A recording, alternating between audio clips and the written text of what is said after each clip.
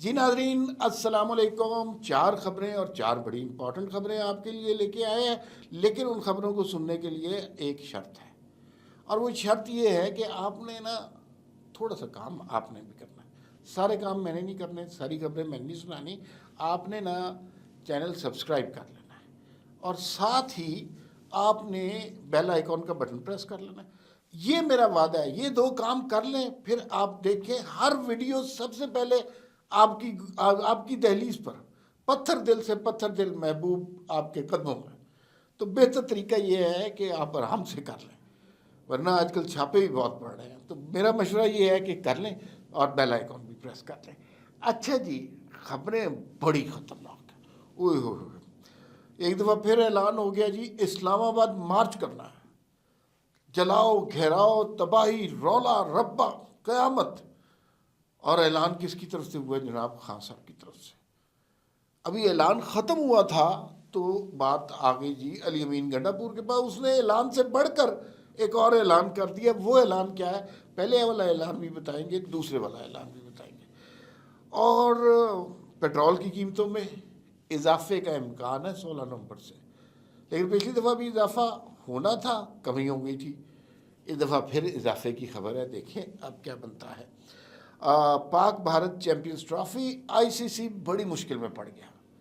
पाकिस्तान ने बड़ा डाढ़ा जवाब दिया है। डाढ़ा समझते हैं ना आप? अच्छा, और आखिरी खबर है, आईनी बेंच की समाअतें मुकर्रर होने लग गई हैं, मुकदमे लगने लग गए हैं। और लग पता जाएगा आप सबको, हालात बड़े ख़राब होने वाले हैं। तो किस खबर से शुरू करें? आप मशवरा दें। आपने अभी अभी चैनल सब्सक्राइब किया, आपकी बात मानना ज़रूरी है। तो अगर आप कहते हैं तो आईनी बेंच वाली खबर से कर लेते हैं। भाई, आईनी बेंच ने मुकदमे लगाने शुरू कर दिए। अच्छा, लेकिन एक बड़ी अजीब बात बताऊं कि आईनी बेंच ने जो मुकदमे लगाना शुरू कर दिए वो कोई आज के मुकदमे नहीं हैं, कोई रेलेवेंट मुकदमे नहीं है कि इमरान खान को ये कर दिया जाए, शहबाज शरीफ फॉर्म 47 का फैसला किया जाए, पानामा के केस के हवाले से बात की जाए, गंडापुर को ये किया जाए। इस तरह की कोई बात नहीं है। आप बड़े हैरान होंगे कौन से मुकदमात लगा दिए गए हैं, किन की समात। ऐसे तमाम मुकदमात जो इररेलेवेंट थे, जिनका कोई मौजूदा सूरत हाल से ताल्लुक़ ही नहीं, और वो सारे, और जो बिल्कुल अनइम्पॉर्टेंट हैं, जिनकी शायद ज़रूरत ही नहीं है, वो लगा दिए। अब आप सोचेंगे कि वो मुकदमात क्यों लगा दिए? आईनी बेंच का तो बड़ा शोर सुना था कि आईनी बेंच आएगा तो लग पता जाएगा। लेकिन आईनी बेंच आ गया। आईनी बेंच तो कोई हुकूमतें नहीं गिरा रहा, किसी को धमकियाँ शमकियाँ नहीं दे रहा कि भाई ये, और ना ही डैम फंड बना रहा है। तो ये जनाब क्या चक्कर है, हो क्या रहा है?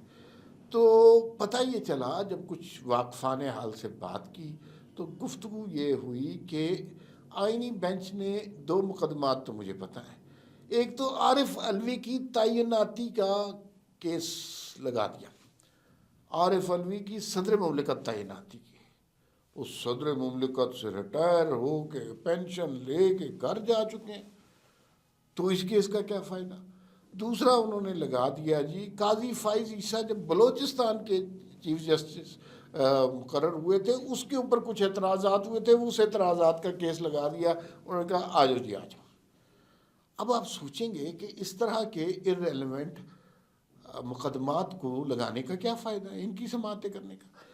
तो फिर मैं आपको असल बात बताऊंगा, क्योंकि आपने चैनल सब्सक्राइब किया, बड़े अच्छे बच्चे, लिहाजा आपको मैं बताऊंगा कि आईनी बेंच ने, याहिया अफरीदी चीफ जस्टिस बने, उनका पहला जो फोकस है वो ये है कि जजेस के कोर्ट के केसेस ख़त्म किए जाएँ।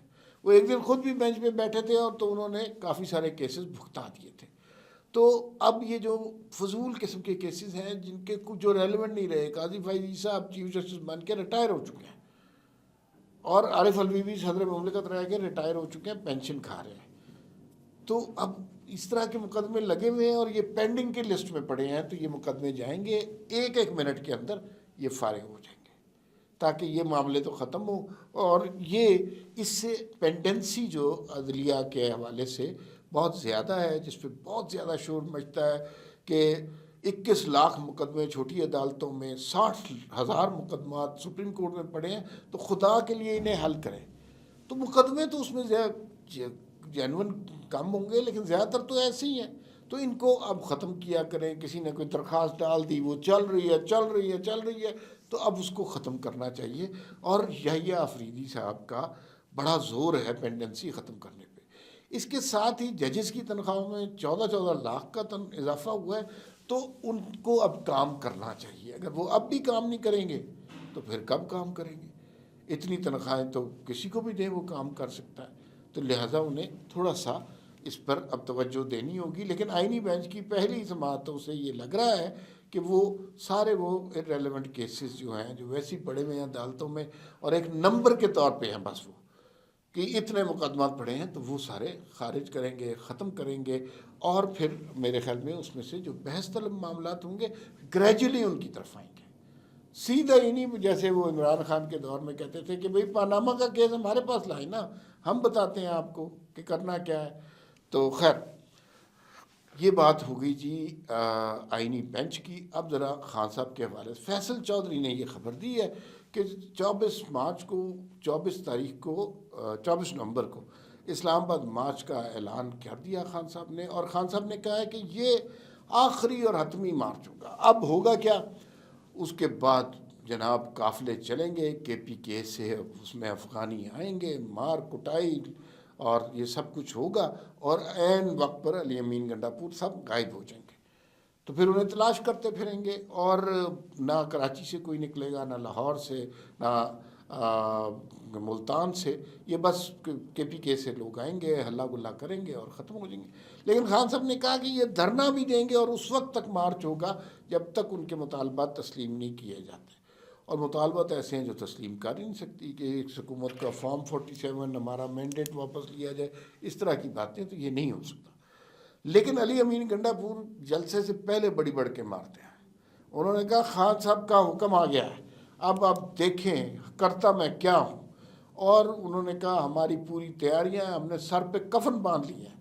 ये कितने अरसे से बांधे हुए हैं, इन्हें चाहिए अब कफन उतार दें, कफन मैला हो गया हुआ इनका, तो ये बहुत अरसा हो गया, इन्हें कफन उतार देने चाहिए। और ये इस तरह की तकरीरें करते हैं। एन टाइम पर गायब कौन होगा, न मैं न आप, अली अमीन गंडापुर जो इस वक्त सबसे ज़्यादा बढ़ के मार रहे हैं। और ये एक तरह से बहाना बनाते हैं, तहरीक इंसाफ के जो बचे कुचे कारकुन रह गए हैं उन्हें लेके आते हैं, उनकी गिरफ्तारियां डलवाते हैं, और ताकि अगले मार्च में कोई भी ना हो।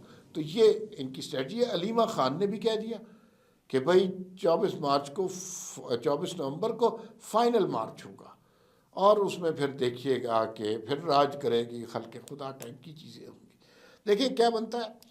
अच्छा जी, थोड़ी सी कुछ बात कर लेते हैं कि पेट्रोल की कीमतों में इजाफे का इम्कान है। पेट्रोल की कीमत में कुछ 2.5 रुपये और डीज़ल की कीमत में 5 रुपये कुछ पैसे। अब आपको पता है कि ये हुकूमत पाकिस्तान नहीं मुकर्रर करती, ये ओगरा का इदारा इंटरनेशनल प्राइसेस देख के मुकर्रर करता है, तो वो ही फैसला करेगा।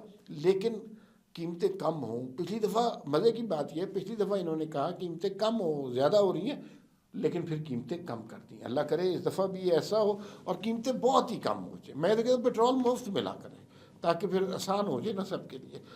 आखिरी खबर जी, Pak Bharat champions trophy ICC। अच्छा, पाकिस्तान ने बड़ा टका के जवाब दिया और अब उससे ना किसी को तवक्को नहीं थी कि मोहसिन नकवी साहब इस तरह डट जाएंगे। और उन्होंने भारत को बड़ा बुरा मज़ा चखाया। अब ICC बड़ी परेशान है, इंटरनेशनल क्रिकेट काउंसिल, इसलिए कि वो अगर पाकिस्तान के वेन्यूज़ पर नहीं करवाते मैचेस, कहते हैं बाहर कर लें आप, तो उन्हें पाकिस्तान को बड़ी हैवी पेनल्टी देनी पड़ेगी और पाकिस्तान डिसाइड करेगा कितनी पेनल्टी आनी है। दूसरी बात ये है कि अब कहीं और स्केड्यूल करेंगे तब भी पाकिस्तान नहीं मानेगा।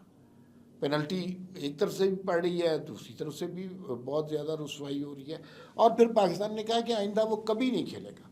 अच्छा, इससे बहुत सारे आगे आने वाले स्केड्यूल जो हैं वो तबाह बर्बाद हो जाएंगे। तो अब इंटरनेशनल क्रिकेट काउंसिल के पास मौक़े बहुत कम है, उन्हें कोई ना कोई हल निकालना पड़ेगा। वो ये भी नहीं चाहते पाकिस्तान इंडिया के मैच ना हो, इसलिए कि सबसे ज़्यादा रेवेन्यू इन्हीं दोनों के मैच में आता है। और मीडिया राइट्स के, टेलीविज़न राइट्स की, तो फिर उन्हें कोई हल निकालना पड़ेगा और वो हल निकालेंगे तो चीज़ें बेहतर होंगी। और फिर वक्त इतना ही, फिर मुलाकात होगी। अल्लाह हाफ़िज़।